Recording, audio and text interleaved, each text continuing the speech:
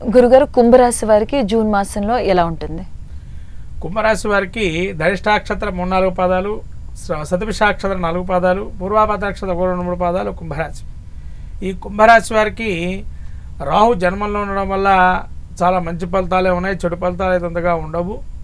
అందులో ద్వితీయంలో శని యోగదాయకంగా ఉంటుంది. ధనాదాయంతో గండిపడినటువంటి కార్యక్రమాలన్నీ కూడా పునః ప్రారంభమయ్యే అవకాశం ఉంటుంది.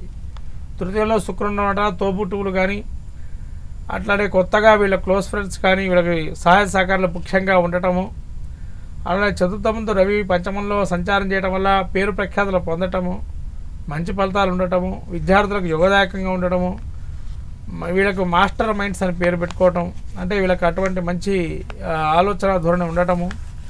అట్లానే సప్తమంలో కుజకేతువులు ఉండటం వల్ల మానసికమైన ప్రశాంతత ఉన్నా కూడా భార్యాభర్తల మధ్య ఇబ్బందులు వెళ్ళడం, మిస్అండర్స్టాండింగ్స్ రావటం లాంటివి జరిగే అవకాశం ఉంటాయి.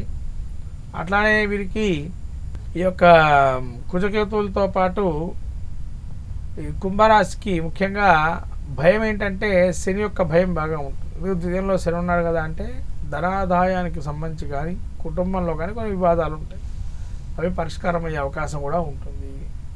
ఇక్కడ గురుబలంగా కూడా ఉంది. గురుబలం వల్ల వీళ్ళకి అన్ని కార్యక్రమాలు జయించుకునే అవకాశం ఉంటుంది. ఏది మొదలుపెట్టినా గృహారంభ, గృహ ప్రవేశాదులు, నూతన కార్యక్రమాలు, వ్యాపార రంభాలు ఇవన్నీ కూడా చాలా బాగుంటాయి. దైవారాధన ఏది చేసుకుంటే బాగుంటుంది వీళ్ళు?